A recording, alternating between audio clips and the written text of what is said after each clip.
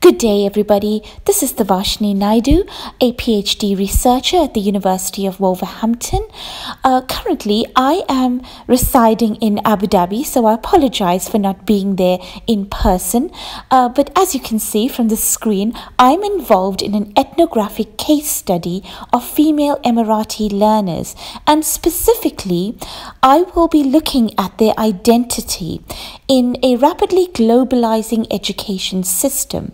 Now, the identity of female Emirati learners is central to this study because of the vast change or the sudden change that the United Arab Emirates has undergone in the past 48 years after the discovery of oil.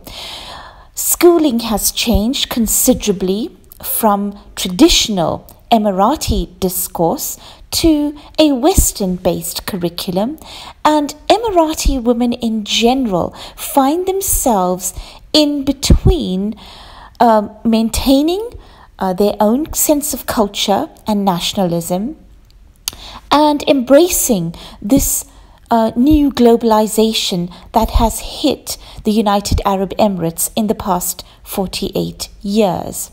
So the stories of Emirati female education and the voices of Emirati females are particularly important to my study. So in this study, I have collected data using focus groups of 5 in which 25 Emirati learners have been interviewed, and together with individual interviews and autobiographical pen portfolios, a number of identity tensions that were present in the journeys of these learners were apparent. While learners pushed boundaries, embracing globalization, there was also a tension with a strong sense of nationalism and culture, and the cultural capital didn't always allow learners in my study to achieve or to progress in the way they would like to in terms of embracing a Western culture. And it all boils down to the fact that values and the cultural capital of the Emirati Bedouin in the early 1960s still has a tremendous influence on the identity of the present-day female Emirati learner. An important point to bear in mind is that whilst I'm an insider-based researcher as an ethnographer residing in Abu Dhabi, I am also an outsider. So my standpoint has been very interesting, for as an expatriate teacher, I am able to now place myself in a position of middle ground where I'm able to see the journey of this Emirati female as an insider-based researcher, but also as a Westerner and a Western teacher and an outsider. And the pushing of these boundaries that I've seen has been really interesting in terms of how the Emirati female navigates these tensions of holding on to her own sense of traditional values and identity as an Emirati, and embracing this new globalization and Western curriculum. So when you fell in love with skating, did you find any challenge to convince your parents for you to continue in it? Well, actually, at the beginning, it was challenging to convince my mom to start skating, because she said, just focus on school, and she said, like, you'll get hurt, you'll get injured and stuff like that. So she was really scared.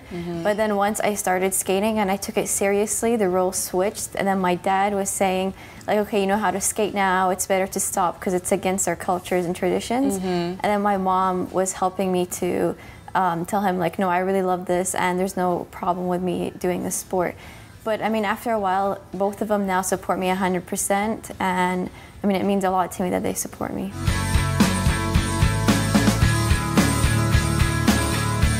that time when you started, there wasn't any Emirati girl doing figure skating. So obviously you must have faced some kind of obstacles from people around you after convincing your parents. Yeah, I mean, since I was the first one to ever do figure skating here, it was, first of all, it was hard to let the people understand what the sport was, since it's a winter sport and we're in a desert country, so a lot of people didn't know about it, and they didn't understand that it's not dancing, it's an actual sport, it's an Olympic sport. So that was a bit hard to get the people understand it, but once they saw it and they saw me in the news and the media doing the sport, then they understood it, and a lot of people encouraged me, not only from my country but all over the world. So that's a great thing. And also, like, in the figure skating world, I was the first one doing it while I was covered. So at the beginning we got a lot of, like, during competition we got deductions because they said I was covered and it was like a prop and stuff like that.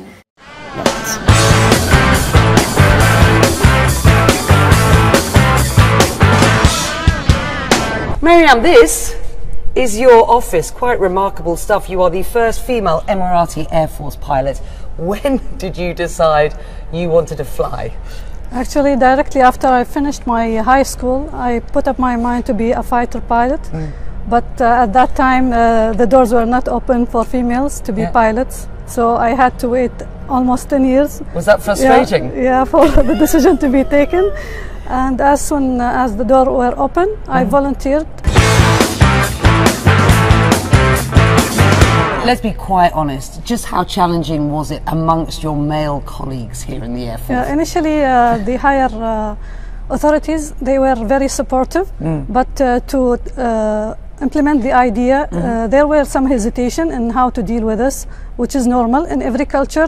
Whenever a woman enters a new male-dominated field, they find the same hesitation, the same prejudice, the same stereotype thinking, and I had to prove myself by just being determined and having the skill and the knowledge enough to prove that I can perform as skillful as the men in this field. You've said you had to prove that you were equally as skillful. Did you have to prove you were better than them? Yes, most of the time, because the spotlight is on me, especially since we are the first group. Sure. Do you remember the first time you got in one of these? Just walk me back. Yes, the first time it was really amazing. So with an IP in my back seat, but shortly after formations, they sent me solo, which increased my confidence. How did that feel? Yeah, that felt really awesome, especially that they give you this confidence that you can take this very expensive and valuable jet that is used to defend the country and fly it solo. Do you feel like you've broken a glass ceiling? Let's say, yeah, because it was like a dream or something impossible that came true.